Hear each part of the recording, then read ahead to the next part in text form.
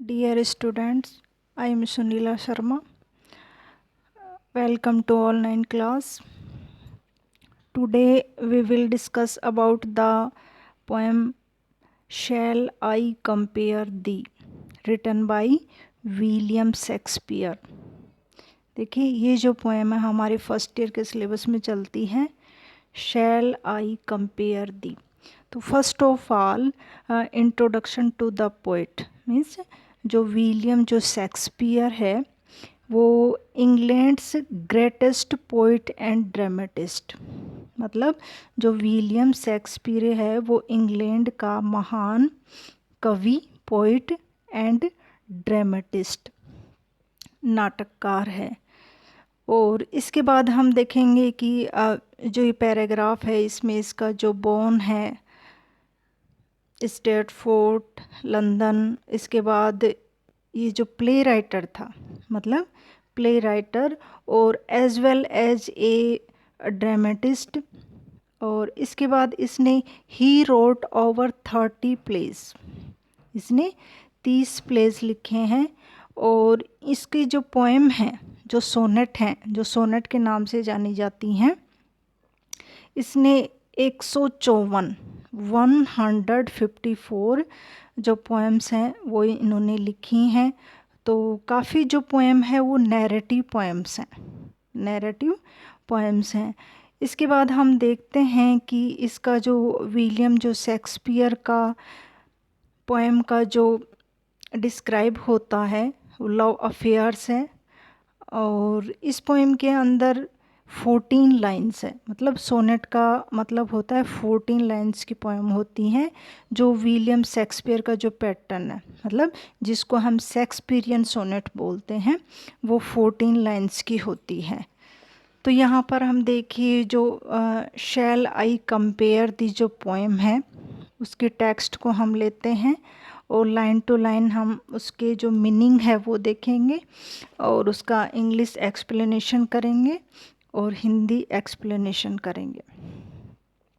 तो first of all shall I compare thee, thee का मतलब यहाँ पर यू से मतलब है कि इंग्लैंड के अंदर जो ओल्ड जो इंग्लिश का जो पैटर्न है वो दी का मतलब यू। तो यहाँ पर जो विलियम शेक्सपियर है वो उसका एक फ्रेंड है WH, उसका एक फ्रेंड है WH, उसकी तुलना, उसका कंपेयर। तो यहाँ शैल आई कंपेयर दी, मैं आपकी तुलना करूं, दी मतलब आपकी तुलना किससे करूं, समर्स डे से। तो यहाँ पर देखिए ये जो पोएम जो लिखी गई है विलियम शेक्सपियर के द्वारा, इस पोएम के अंदर जो पोइट विलियम शेक्सपियर है उसका जो एक फ्रेंड है WH, उसका कंपेयर समर्स डे से करना चाहता है, जो ग्रीष्मकालीन जो दिन है, क्या मैं तुम्हारी तुलना ग्रीष्मकालीन दिनों से करूं। मतलब फर्स्ट लाइन के अंदर ही वो अपने आप से क्वेश्चन करता है कि shall I compare thee to a summer's day, क्या मैं तुम्हारी तुलना समर्स डे से करूं, ग्रीष्मकालीन दिनों से करूं। दी का मतलब यहाँ पर यू, और यू कौन है, WH, WH की फुल फॉर्म है हॉर्स वालपोल। सेकेंड लाइन है thou art more lovely and more temperate, thou का मतलब भी यू, आर्ट का है आर, और more lovely and more temperate, temperate का मतलब यहाँ काम से मतलब है, शांति से मतलब है कि तुम, यू आर मोर लवली, तुम बहुत ज़्यादा सुंदर हो, ब्यूटीफुल हो, एंड मोर टेम्परेट और काम हो। तो देखिए यहाँ जो विलियम शेक्सपियर है अपने फ्रेंड की तुलना, अपने फ्रेंड का कंपेयर समर्स डे से कर रहा है, लेकिन वो कहता है कि तुम समर्स डे से ज़्यादा अच्छे हो, you are more lovely and more temperate, तुम ज़्यादा सुंदर हो और ज़्यादा काम हो, टेम्परेट काम हो, शांत हो। Rough winds do shake the darling birds of may, rough winds जो तेज़ हवाएं हैं। तो यहाँ पर तीसरी लाइन के अंदर विलियम शेक्सपियर जो समर्स डे हैं उनके बारे में बताता है कि जो रफ जो विंड्स होती हैं समर्स डे के अंदर। Do shake the darling birds of May. May का मतलब यहाँ मे ऑफ मंथ, मई का महीना, और बर्ड्स का मतलब जो कलियाँ, जो फूल जो खिलते हैं। डार्लिंग का मतलब प्रिय, लवली। तो यहाँ पर कहते हैं कि समर्स डे के अंदर जो रफ़ हवाएं होती हैं वो मई के महीने में जो फूल होते हैं, जो कलियाँ होती हैं, उनको हिला देती हैं। डू शेक का मतलब हिला देना या एक तरह से डिस्ट्रॉय कर देना। And summer's lease hath, hath का मतलब has, all too short a date. And summers मतलब समर्स जो डे हैं, ग्रीष्मकालीन जो दिन हैं, लीज का मतलब life, life has all too short a date. ये कहना चाहता है कि आपका जो टाइम होता है वो तो क्या होता है, बहुत ही ज़्यादा लॉन्ग है, लेकिन जो समर्स डे का जो लाइफ है वो बहुत ही ज़्यादा शॉर्ट डेट है। मतलब उसका जो टाइम है वो बहुत ही ज़्यादा कम होता है, आपका उससे ज़्यादा अधिक है। Sometimes too hot the eye of heaven shines, और सम टाइम कुछ समय टू हॉट, ये जो समर्स डे हैं वो काफ़ी ज़्यादा गर्म होते हैं। और eye of heaven shines, eye of heaven का मतलब सन से मतलब है। कहने का मतलब कि कभी कभी ग्रीष्मकालीन के दिनों में जो सूर्य होता है वो काफ़ी अधिक शाइनिंग करता है, मतलब ज़्यादा चमकता है, ज़्यादा गर्मी देता है। And often his gold complexion dimmed, complexion का मतलब फेस, डिम्ड का मतलब यहाँ पर धुंधले से मतलब है। कि ये कहना चाहते हैं कि ओफन प्राय जो गोल्ड कॉम्प्लेक्शन डिम्ड, कि सूर्य का जो गोल्ड का मतलब यहाँ सोने, सुनहरी से मतलब है। कॉम्प्लेक्शन का मतलब फेस, किसका फेस, जो ग्रीष्मकालीन जो दिन हैं उनके सोने के जैसा फेस जो सूर्य का, वो कभी कभी धुंधला पड़ जाता है। And every fair sometimes declines, और एवरी और प्रत्येक फेयर उसकी जो ब्यूटी है कभी कभी वो डिक्लाइन हो जाती है, मतलब मुरझा जाती है, डिके हो जाती है, उसका पतन हो जाता है। बाई चांस और नेचर चेंजिंग कोर्स अनट्रिम्ड, और बाई चांस संयोग से इस प्रकृति के अंदर क्या होता है कि प्रकृति क्या होती है, चेंजेबल होती है, हमेशा चेंज होती रहती है, और अनट्रिम्ड होती है। और अनट्रिम्ड का मतलब अस्त व्यस्त कर देना।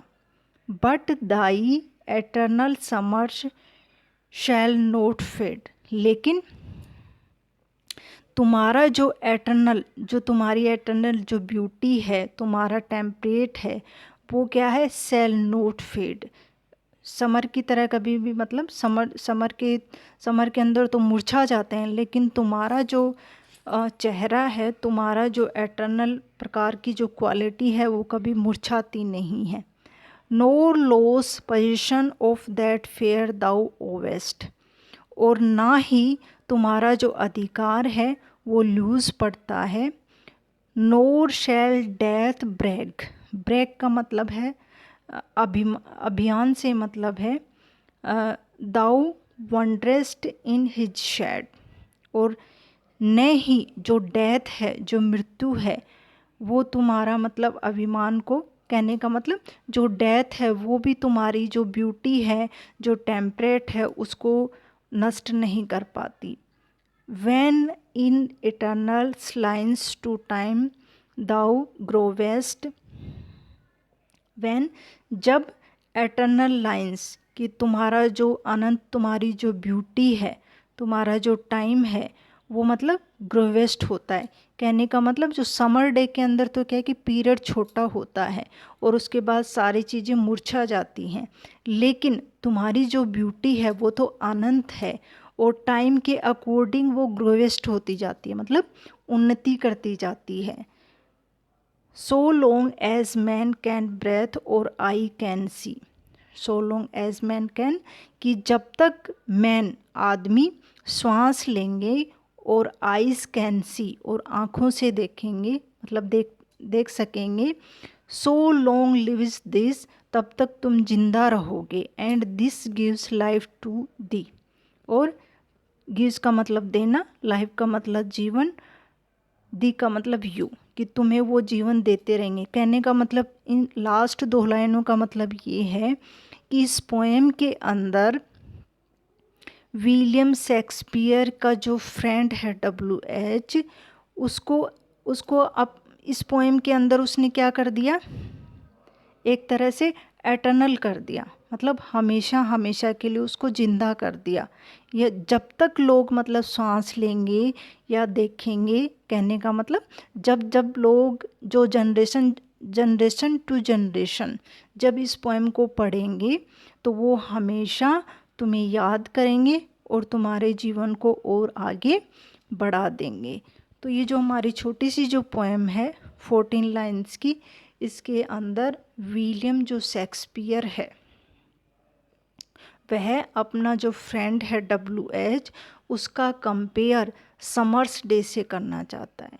और वो कहता है कि जो समर्स डे हैं उनका पीरियड काफ़ी शॉर्ट होता है, और उनकी जो रफ़ जो विंड्स होती हैं, हवाएं होती हैं, वो मई के महीने में फूलों को नष्ट कर देती हैं, और इनका जीवन शॉर्ट होता है।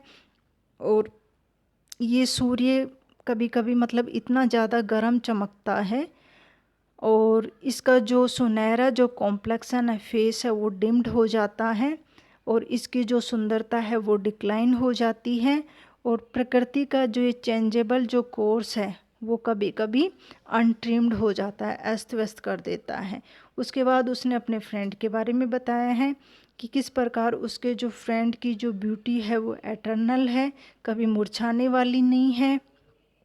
उसका जो पोजीशन जो अधिकार है वो भी सुंदर है, और जो डेथ है वो भी वो उसका जो अभिमान से, डेथ अपने अभिमान से उसको मतलब उसका कुछ बिगाड़ नहीं सकती। व्हेन, क्यों, क्योंकि जो पोइट ने अपने फ्रेंड को पोएम के अंदर जिंदा कर दिया है, तो इसलिए जो डेथ है वो उसका कुछ भी नहीं बिगाड़ सकती। वो कहना चाहता है कि जब जब लोग इस पोएम को पढ़ेंगे तब तब वो इनको याद करेंगे। तो इस प्रकार उसके जीवन को, WH के जीवन को विलियम शेक्सपियर ने अपनी इस पोएम के अंदर से हमेशा हमेशा के लिए जिंदा कर दिया है। तो यहाँ पर देखिए, ये जो शैल आई कंपेयर दी पोएम है, इनकी जो राइम स्कीम हम देखें तो इसमें जैसे डे से मे मिल रहा है, टेम्परेट से डेट मिल रही है, साइन से डिक्लाइंस मिल रहा है, डिम्ड से अनट्रिम्ड मिल रहा है, फेड से सैड मिल रहा है, ओवेस्ट से ग्रोवेस्ट मिल रहा है, और लास्ट में सी और दी, सी और दी। तो यहाँ हम देखते हैं कि 4-4 लाइन के जो स्टेंजा हैं, कई बार स्टेंजा आ जाते हैं एक्सप्लेनेशन के लिए, तो हम सबसे पहले उसको एक्सप्लेन करेंगे। एक्सप्लेन कैसे करना है, जैसे आप फर्स्ट ईयर में हो, फर्स्ट ऑफ ऑल आपकी एक्सप्लेनेशन आएंगी। तो पैटर्न मैंने आपको बताया था सिलेबस के अंदर। तो एक्सप्लेनेशन आपको क्या करनी है, सबसे पहले तो रेफरेंस टू कॉन्टेक्स्ट आपको देना है।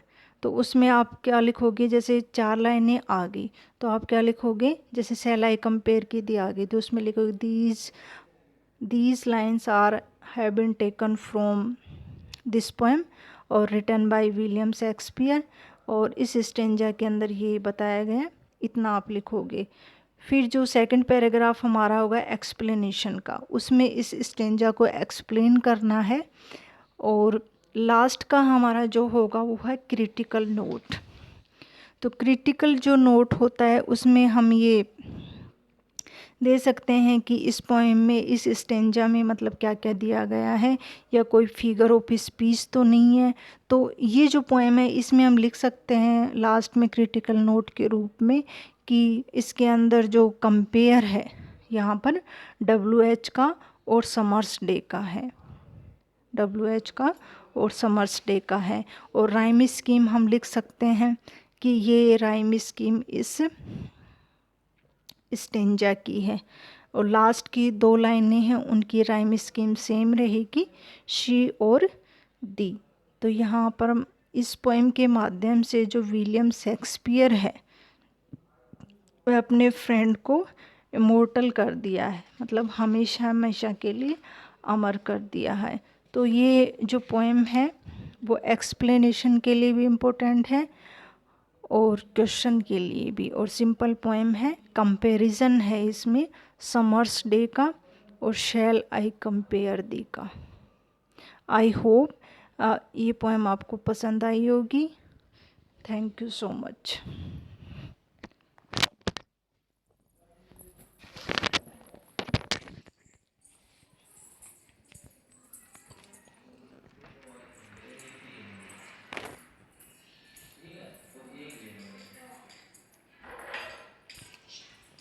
कितना हो गया? आप आ जाइए इधर।